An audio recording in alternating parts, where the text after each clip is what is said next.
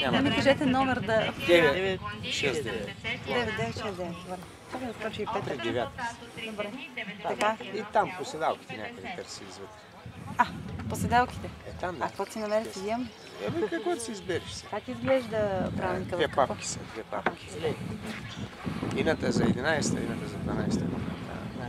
Наредба. Наредба ли? Не, правилник ми трябва. Чакай, грешка. Значи това е наредба за провеждане. Не наредба. Правилник. Правилника за прескачане на препятствия, дето е.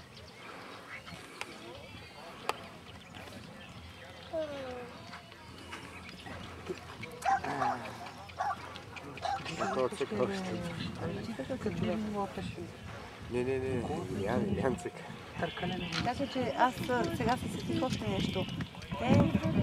На юношите наградиха Мая първа, Да. втора Даяна Да. и трета Цвети. Да. А в едната звезда оценките са им точно същите, каквито на при юношите. Как Даяна стана преди Мая? Ще не знам. Не знам. Дончо правиха промяна.